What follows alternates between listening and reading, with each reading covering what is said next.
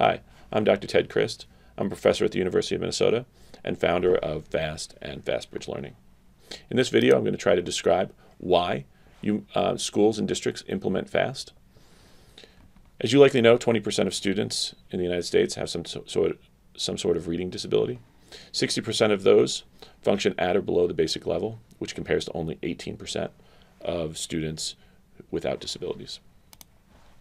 9% of students have math-related disabilities. Of those, 45% perform at or below the basic level, which compares to only 14% of students without those disabilities. So one reason why we implement FAST is so that we can engage in screening to identify those students early and try to intervene using effective practices that are evaluated through progress monitoring and data-based decision-making to try to prevent deficits and disabilities. The research literature is pretty clear that data-based decision-making does provide meaningful and important improvements in student outcomes and teacher practices, and they're especially effective when there are consultants and technology implemented along with that formative assessment. The literature is quite robust. These are some commonly cited studies. I'm going to describe this study here, which was a review of the formative assessment literature. This provides more information if you want to go find this study. You can see that from 1975 to about 2010 that there was a substantial increase in the interest of formative assessment and learning-related assessments. These two things are generally quite similar. In one recent study that was rather rigorous and of high quality, they summarized the effect size for the implementation of formative assessment. And you can see that it was about 0.20. 0.20 is considered a small to modest effect size.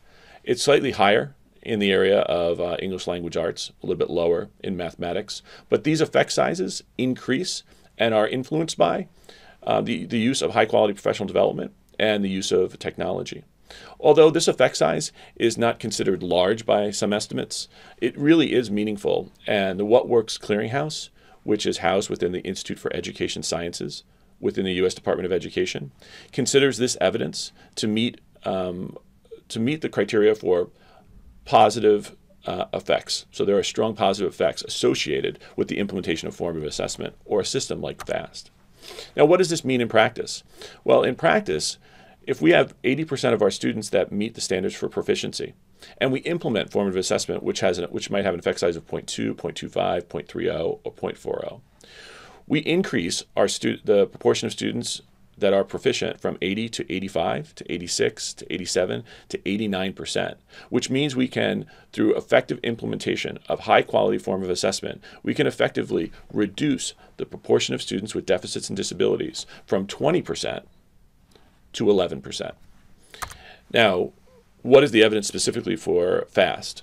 Well, we evaluated year 1 to year 2 implementation of 8 schools, and we looked at their students from 2nd to 6th grade.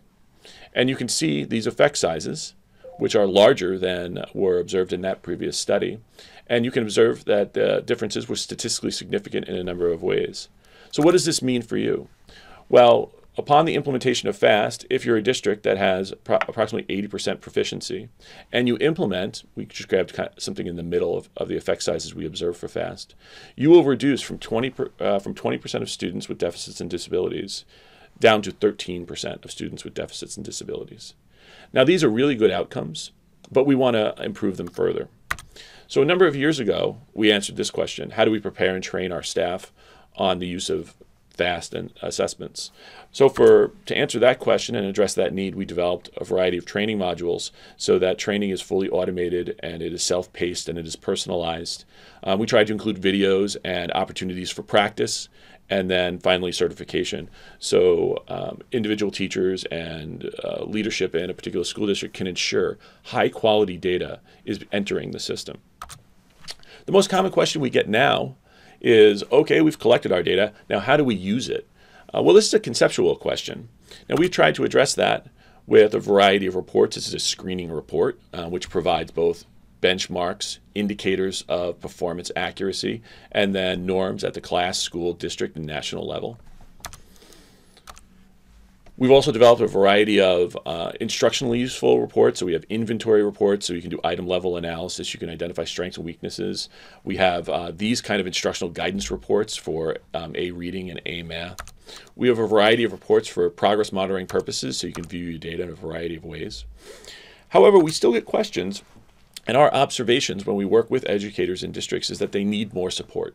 And for that reason, we're engaged in the Teacher as Scientist project. I would encourage you to watch that video, but I'll mention that our mantra for that project is that if we make it easier and we make it work better, everyone will do it all the time, everywhere, because we all seek effective practices in both our personal and our professional lives. Thank you for viewing this video, and again, I encourage you to watch the Teacher as Scientist video.